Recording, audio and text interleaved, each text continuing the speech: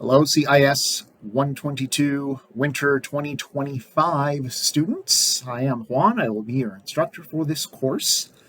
And one of the first things that you might notice about this, you may not notice this unless you're watching this right on YouTube, but I'm actually recording this not a week or a few days before our course starts on January 6th, 2025. I'm actually recording this right after I have submitted grades for the fall students of my CIS122 sections. And the reason that I'm doing this intro so early, besides, allowing you guys to have a face to tie to the name and all the communications that you're going to be receiving all quarter. And I do communicate a lot with students, especially through my rubrics. But I wanted to talk about this now because this subject is fresh in my mind. And that is, I wanted to give you guys a little bit of a secret about how to pass the course. And also conversely, I'm going to talk a little bit about how to fail the course. I've been teaching at PCC for 10 years, but I've been teaching before that for much longer.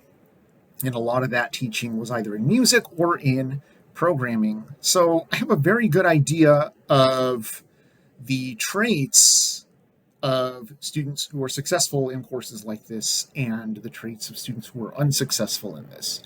So I'll just go right into the positive stuff. So the way to pass this course and do very, very well in this course, and conversely have all the wonderful foundational knowledge about how to code in Python, which is I'd say it's almost like the lingua franca of the programming world, right? Once you understand how to code in Python, you can move on to either do more advanced Python or learn other programming languages. And much of what you're going to be learning in Python, in fact, actually just about all of the foundational skills that we'll be learning in this course that we just happen to be using Python in, you can apply to C# or you could apply to Java or JavaScript or whichever programming language you're moving into. So if you approach this course from the perspective of skill building, instead of other courses like maybe your history class where you're not learning a new skill, but you are learning about a topic, or your English class where, again, you're not learning how to write, but you are learning about a specific aspect of English. This course works much better if you think about it like you're learning a musical instrument, or if you're doing one of those couch to 5K training regimens, right? What works in those is steady and consistent participation in the process, even the stuff that's really, really difficult. In fact, the stuff that's difficult is what makes you better, because the number one skill that employers have communicated to schools everywhere isn't a specific hard skill like they must learn Python or they must learn this programming language. Number one, at the top with a bullet, is problem solving. And the best way for you guys to learn problem solving is to fix your own code that is not working so well. So, the difficulty is part of the process, but it makes you better. So do engage with that. I will tell you right now, you're all novices at this. I mean, this is an intro to programming logic class, right? The presumption is you don't know how to do this stuff yet, and that's fine. We're working with that. And again, part of the process is you write something, it doesn't work the way you intend it to, and so you work on it a little bit, you fix it, and now you have a lot of knowledge, because not only do you know how to do it correctly, you also know how to fix things when you encounter certain common problems. So do engage with it. And I know that many of you are fantastic students and you're so smart, and many of you work, many of you don't have quite the time to do all this stuff during the week. So you log in on Sunday afternoon, then you see which assignments are due, and then you just do the assignments and then call it a day. Again, that's not going to work in this course. My recommendation is to try to engage in the course a little bit throughout the week so that it adds up to the 12 hours, which in this course, you shouldn't consider to be a guideline. You should consider the 12 hours to be mandatory. You need all 12 hours of work to be able to do that. Even if you're a very, very smart person, we're doing new things, right? We're going to write code, which It's a little bit complicated, every single week, but every single week builds on the knowledge that you learned the week before.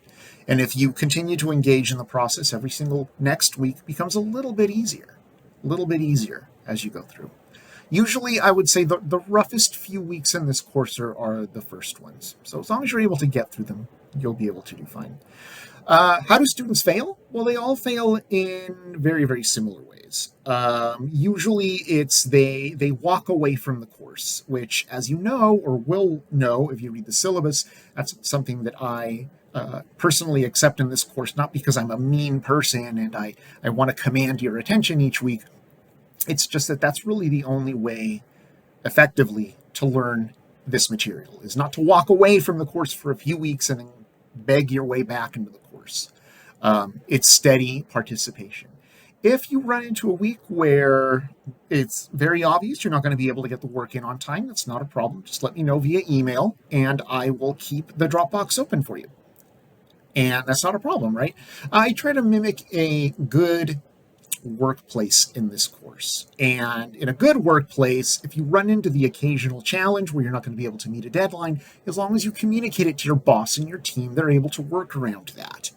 And it's not a surprise. But if you just walk away, miss deadlines, don't communicate with anyone, that's not going to work in business. That's not going to work here as well. So definitely reach out if you run into any problems. One of my favorite things to do here in this class is to meet with students one-on-one via Zoom and help them through a problem. Don't worry, let me put it to you this way. Yeah, you're pulling me away from some other work, but that's usually bad work that I don't like. There's nothing that gives me more joy than canceling some crazy do-nothing, staff meeting that should have been an email, and instead, tell them, hey, I can't make this meeting because I'm working with a student. They understand that, and I understand that. And, if I can take 5 minutes out of my day and save you hours of suffering and frustration, I'm happy to do that. I'm also happy to connect with you guys one-on-one. So there you go. That's how to be successful in the course, and that's how to be unsuccessful in the course. All right? Let's have some fun. Let's geek out on some Python for the next couple of months, and don't forget to do all your necessary items for this first week. That's how I verify that you are a member of the course and wish to stay in the course. So you have those things that you just got to get through. So I'll stop yabbing at you guys and let you do that right now.